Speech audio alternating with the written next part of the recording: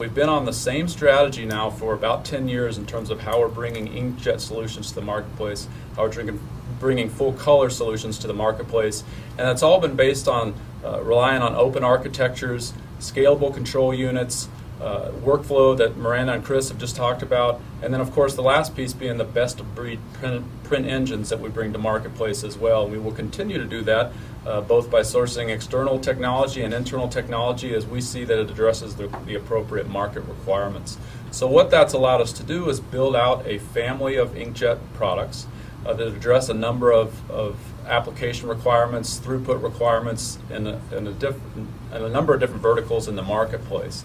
And so if we go to the next chart, I'll show you how we're sort of positioning those different platforms that we have available now in the marketplace. So where you see on the chart where it references the MP platform, that's what we call our multi-purpose platform, and we've been talking to you and the marketplace about that, and we're shipping that platform now and have been for a number of months.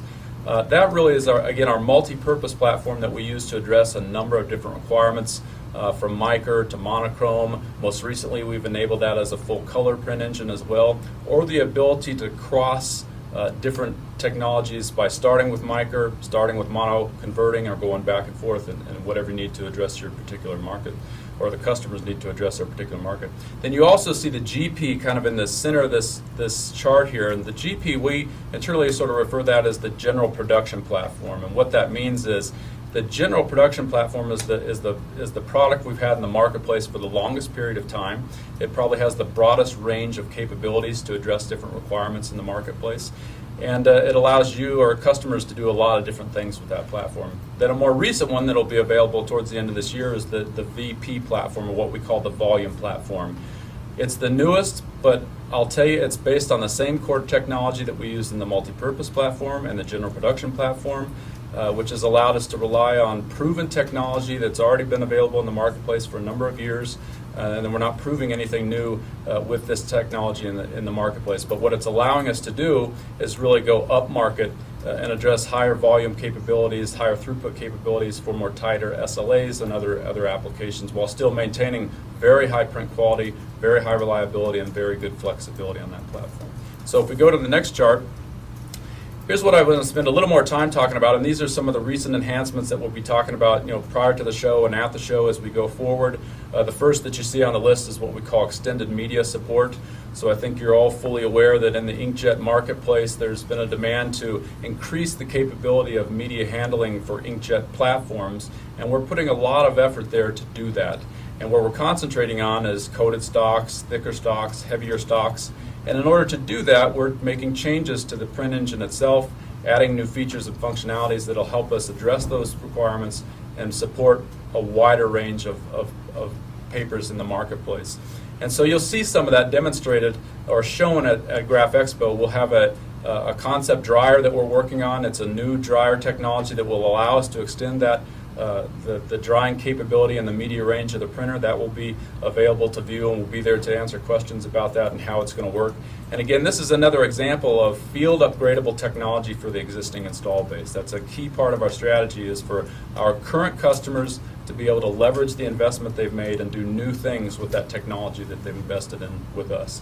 The second one you see, I mentioned earlier, the InfoPrint 5000 VP. It will not be at the show, but we'll be able to answer any questions you have about that platform there. Again, a very high throughput, up to 722 linear feet per minute, which gives you about 3150 impressions, 2-up duplex a minute. Again, relying on the same core technology that we use in the existing platforms today, giving us high throughput, high reliability, high capability, and very good print quality.